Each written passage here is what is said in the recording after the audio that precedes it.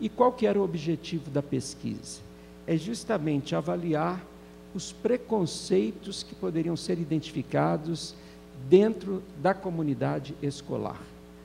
E os preconceitos relacionados à etnia, relacionados à condição socioeconômica, relacionados às pessoas com deficiência, à questão de gênero, à questão de geração, à questão de orientação sexual e à questão territorial.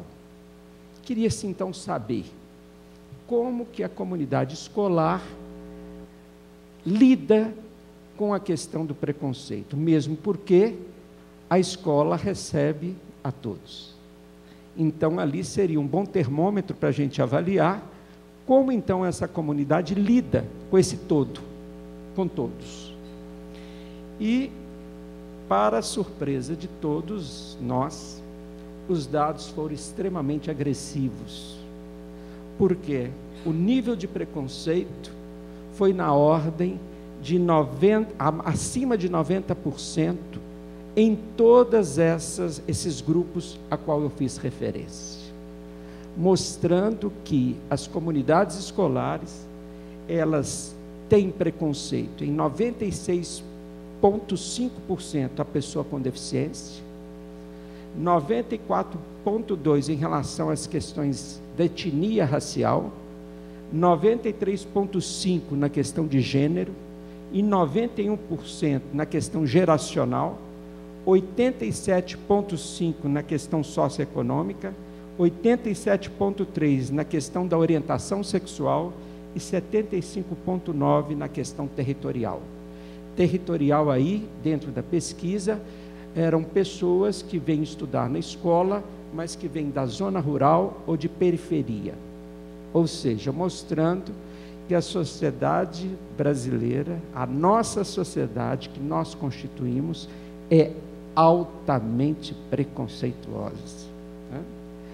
Então, quando se fala em inclusão escolar, sem essa variável e sem o entendimento que nós fazemos parte desse grupo altamente preconceituoso, né?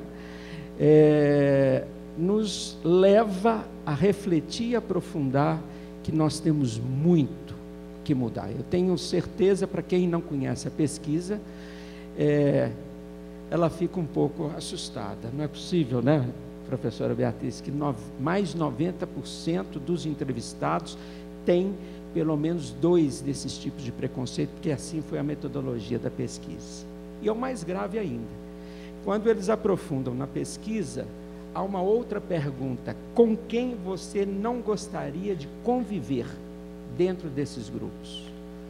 E aí, 98,9% dos entrevistados não gostariam de conviver com deficiente mental, com a deficiência intelectual. 98,9%, ou seja, todo mundo, né? Talvez quem não respondeu ou porque ou porque tem um parente bem próximo, né? Não é isso? Isso que representa 98,9% no meu entendimento. 98,9% responderam que não querem conviver com homossexuais. Olha para você ver, o mesmo percentual da pessoa com deficiência intelectual.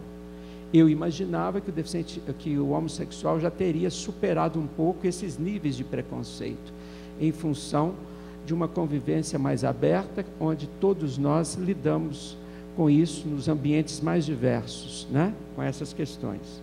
97,3% se negam a conviver com ciganos. 96,2% se negam a conviver com deficientes físicos. 95,3% se negam a conviver com índios. 94,9% com pobres. 94,6% com moradores de periferia ou favelas. 91,1% moradores da área rural. E 90,9% com negros. Então eu pergunto a vocês o seguinte: a reação é de espanto, e a primeira reação minha foi assim: não pode ser verdade essa pesquisa, são percentuais muito agressivos. Aí nas minhas palestras eu comecei a fazer um exercício com o público, que eu faço com vocês. se seus filhos na escola comum estiverem convivendo com esses grupos, ou estabelecendo relações de amizade com algum desses grupos, será que vocês não olham assim meio espantados? Ou vão ficar atentos ou preocupados? Ou vão ficar numa vigília para saber que de fato, que relação é aquela? E aí quando a gente faz esse exercício, a gente se surpreende com o nosso próprio preconceito. E não é que isso é verdade, né? E não é que isso é verdade.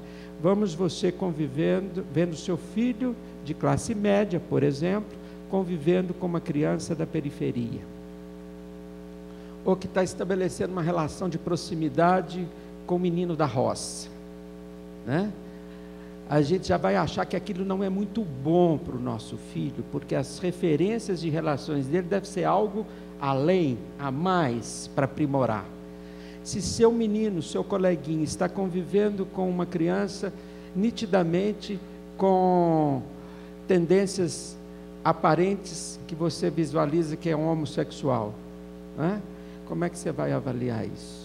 Ah, então meu filho também é, como é que vai ser? Vai abusar, vai fazer mal a ele, né? Então você vê que essa pesquisa, se você de fato se vê dentro dela, numa situação, a gente reproduz o preconceito com grande facilidade, né? E isto é realmente ainda incorporada a nós todos dessa geração.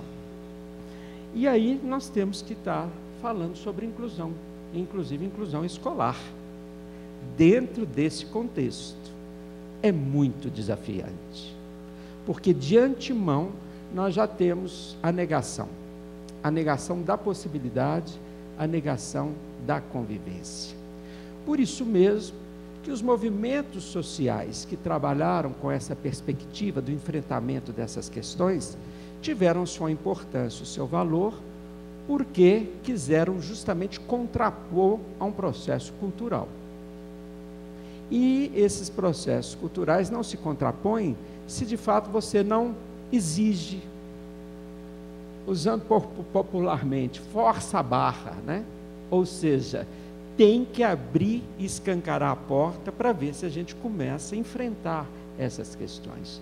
Porque esperar que a sociedade mude seus padrões e seus conceitos para receber o outro, nós sabemos que nós vamos viver séculos e nós não vamos sair da nossa situação de conforto para poder perceber a necessidade do outro.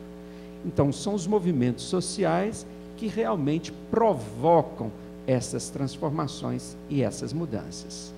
No que se refere à Constituição de 88, ela já prevê que a escola é para todos.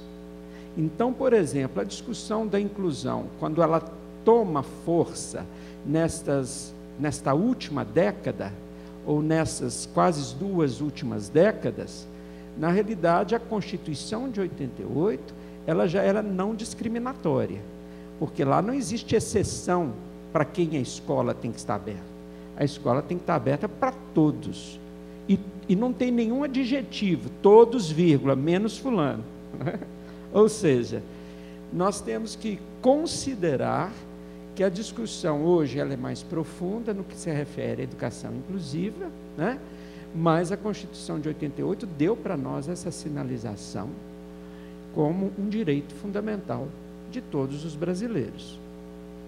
Então nós temos que também mostrar que isso não é palavra de ordem ou palavra de modismo, mas é fazer valer um direito constitucional, onde até então não era concedido. E os grupos discriminados realmente seriam atendidos dentro do sistema, se o sistema permitisse.